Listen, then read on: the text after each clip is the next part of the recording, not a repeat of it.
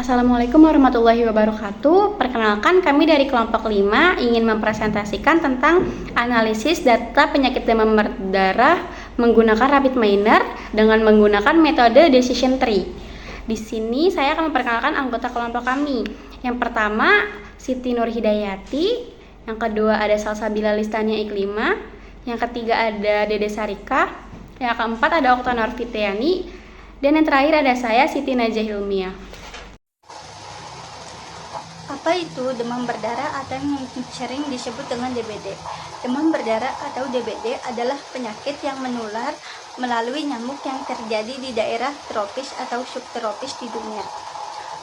Gejala DBD yang umumnya adalah demam tinggi dan gejala flu.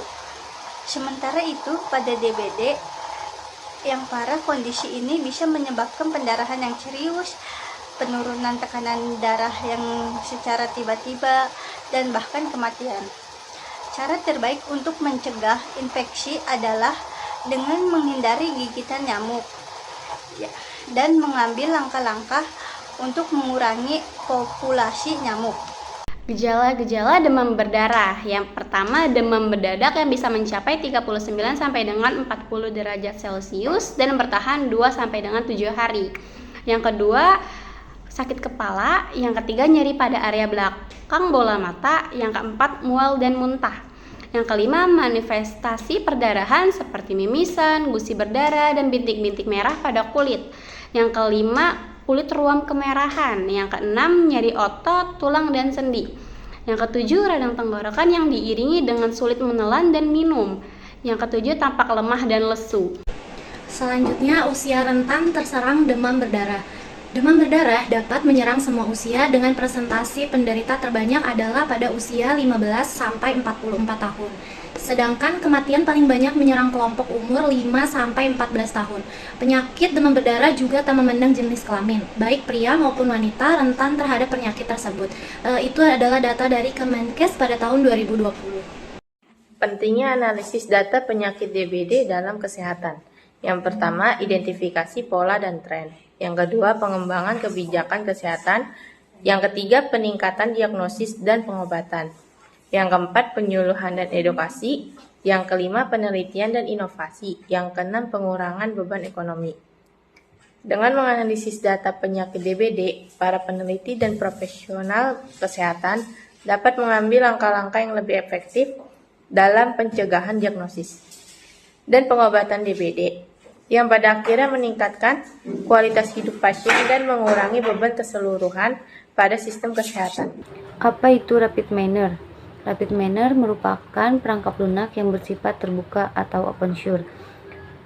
Rapid miner adalah sebuah solusi untuk melakukan analisis terhadap data mining, text mining, dan analisis prediksi.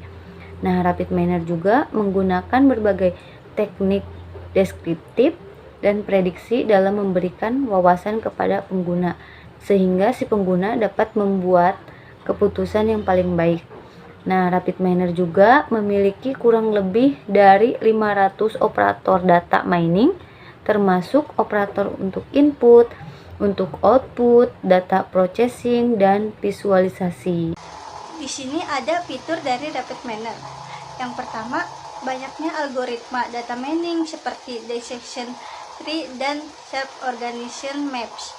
Yang kedua, bentuk grafis yang canggih seperti tumpang tindih, diagram histogram, trigger, dan 3D scatter plots. Yang ketiga, banyaknya varian plugin seperti test plugin untuk melakukan analisis teks. Yang keempat, menyediakan prosedur data mining dan machine learning, termasuk ETL, extraction, transformation, loading, data preprocessing, visualisasi, modeling, dan evaluasi.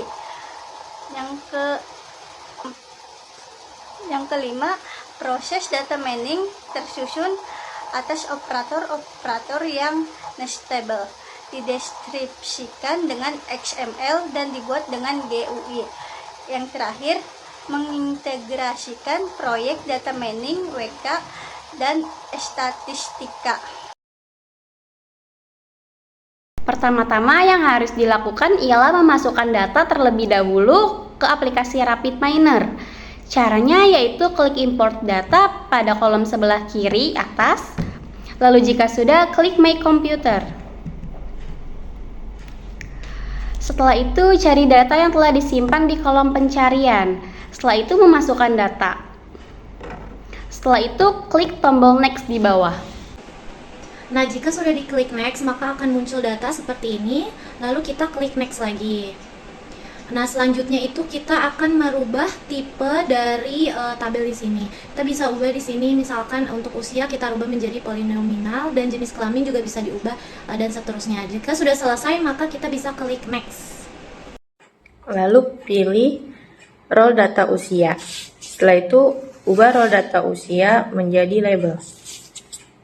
Selanjutnya, merubah nama data menjadi data DPD1, lalu klik finish. Nah, dari data yang kita simpan tadi di RapidMiner, kemudian kita drag ke sini, lalu kita akan mengatur labelnya dengan menggunakan set role. Kemudian kita cari set role, lalu kita pilih set role, kemudian kita drag ke atas, lalu kita tarik. Nah, di sini kita akan menggunakan decision tree. Setelah itu kita cari decision tree, lalu